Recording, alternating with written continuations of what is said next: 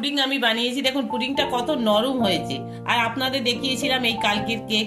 দেখুন এই কেক আর পুডিং দিয়েই আমি আমার এই বড়দিন। দেখুন এর মধ্যে এবারে যে লিকুইড দুধটা ছিল, লিকুইড দুধটা দিয়ে দেবো। এই দুধটা কিন্তু খুব গরমও হবে না, খুব ঠান্ডাও হবে না, মোটামুটি দেখুন আমার চিনিটা মোটামুটি মিশে এসছে, এখনো পুরো মেশেনি। আমি এর মধ্যে গুঁড়ো দুধটাকে আমি দিয়ে দিলাম। হ্যালো ভিউয়ার্স, আমি শুক্লা ডায়াস কিচেনের তরফ থেকে আমি আবার চলে এলাম আমি আপনাদের কাছে। কালকে আমি আপনাদের দেখিয়েছি একটা কেক রেসিপি, আজকে দেখাবো একটা পুডিং রেসিপি। সবাই আগে আপনাদের জানাই সবাইকে মেরি ক্রিসমাস। সবাই আজকের দিনটা ভালো কাটুক, শুভ কাটুক, আপনারা সবাই আনন্দ করুন। আর এই জন্যে আমার লাগবে দুটো ডিম। দেখুন আমি দুটো ডিম নিয়ে নিয়েছি। একটু গুঁড়ো দুধ লাগবে, অল্প একটু চিনি লাগবে, একটু লিকুইড দুধ লাগবে, ভ্যানিলা এসেন্স লাগবে। আর একটা কড়ার মধ্যে আমি জল দিয়ে দিয়েছি। এই জলটা গরম হবে হয়ে এই যে গ্লাসটা আছে কাঁচের, এইটার মধ্যে আমি বসাবো। তাহলে প্রথমে আমি আগে ডিমটাকে ফাটিয়ে দিই। আর ডিমটা যদি আপনাদের ফ্রিজে থাকে 1 ঘন্টা আগে বের করে নেবেন, নিয়ে রুম টেম্পারেচারে নিয়ে আসবেন।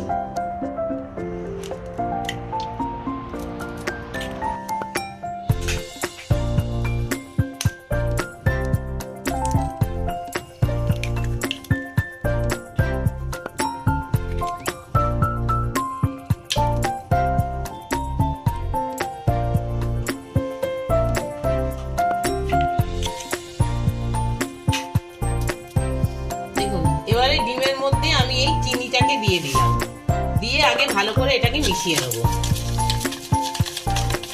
ডিমের সঙ্গে চিনিটাকে একেবারে ভালো করে আমি আগে মিশিয়ে নেব।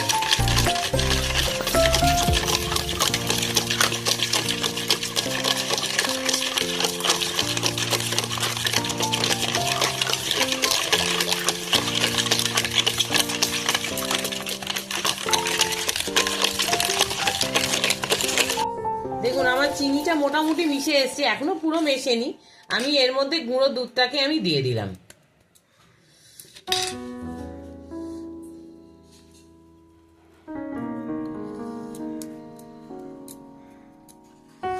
গুঁড়ো দুধটাকে আমি এর মধ্যে দিয়ে দিলাম, দিয়ে আরো ভালো আবার একটু মিশিয়ে নিচ্ছি। ডিম দুধ চিনি একসঙ্গে মিশে যাওয়া অবধি। দেখুন আমার ডিমের সঙ্গে দুধটাও মিশে গেছে, গুঁড়ো দুধটা, চিনিটাও মিশে গেছে। এবার আমি এর মধ্যে একটুখানি ভ্যানিলা এসেন্স দেবো। আপনাদের কাছে যদি ভ্যানিলা এসেন্স না থাকে আপনারা এলাচের গুঁড়োও দিতে পারেন। আমার কাছে আছে একটু ভ্যানিলা এসেন্স, আমি একটু ভ্যানিলা এসেন্স এর মধ্যে আমি দিয়ে দিচ্ছি।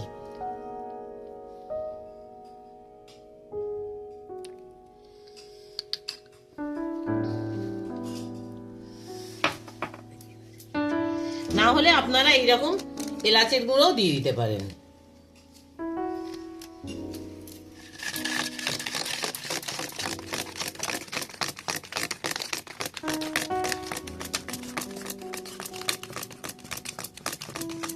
দেখুন এবার আমি গ্যাসটাকে জ্বালিয়ে দিচ্ছি জলটা গরম করার জন্য।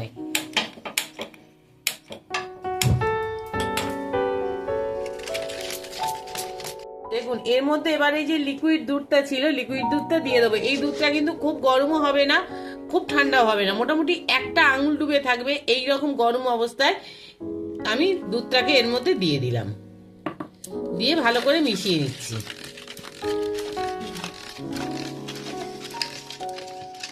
এবারে এই গ্লাসের ভেতরে আমি দিয়ে দিচ্ছি, পুরোটা ভর্তি করবেন না।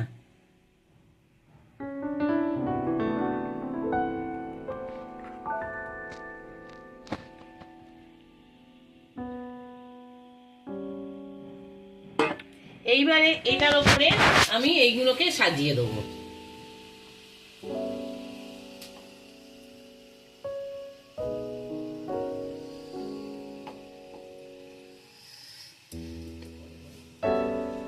বসিয়ে দিয়ে এটার মধ্যে চাপা দিয়ে দিয়েছি, দিয়ে গ্যাসটাকে আমি মিডিয়াম করে দিচ্ছি, দিয়ে আমি এটাকে চাপা দিয়ে দিলাম।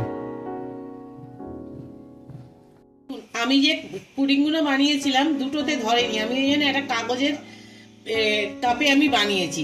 দেখুন পুডিংটা কত সুন্দর ফুলে উঠেছে। আর দেখবেন, দেখুন এটার মধ্যে কিচ্ছু লাগেনি, পুরো পুরোটা হয়ে গেছে, দেখুন কোনো দুধ কোনো কিচ্ছু এর গায়ে লেগেনি, তার মানে এটা হয়ে গেছে। এবারে এটাকে আমি ঠান্ডা হতে দেবো, ঠান্ডা হওয়ার পর আপনাদের দেখাচ্ছি। হ্যালো ভিউয়ার্স, দেখুন আমার এই পুডিং আমি বানিয়েছি, দেখুন পুডিংটা কত নরম হয়েছে। আর আপনাদের দেখিয়েছিলাম এই কালকের কেক। দেখুন এই কেক আর পুডিং দিয়েই আমি আমার এই বড়দিনটা সেলিব্রেশন করছি, ঘরে বানানো কেক আর পুডিং দিয়ে। আপনারাও এইভাবে কেক আর পুডিং ঘরে বানান, বানিয়ে সেলিব্রেশন করুন। দেখবেন ঘরে বানানো জিনিসের একটা মজাই আলাদা, দেখবেন খুব ভালো লাগবে। পুডিংটা তো খুব সুন্দর খেতে হয়েছে, আর কেকটাও ভালোই হয়েছে। আপনারাও এইভাবে বড়দিনটা আপনাদের ঘরের বাচ্চাদের নিয়ে কেক আর পুডিং বানিয়ে ঘরে সেলিব্রেশন করুন, দেখবেন ভালো লাগবে। যদি এই রান্নাটা আপনাদের ভালো লাগে একটা লাইক দেবেন, সাবস্ক্রাইব করবেন, প্রচুর কমেন্টস করবেন, আর পাশে থাকা বেল আইকনটা টিপে দেবেন, যাতে পরবর্তী রান্নার এই রকম ভিডিও নিয়ে আমি আপনাদের কাছে চলে যেতে পারি। আপনাদের সবাইকে আবার বড়দিনের শুভেচ্ছা জানিয়ে আমি এই ভিডিওটা শেষ করছি।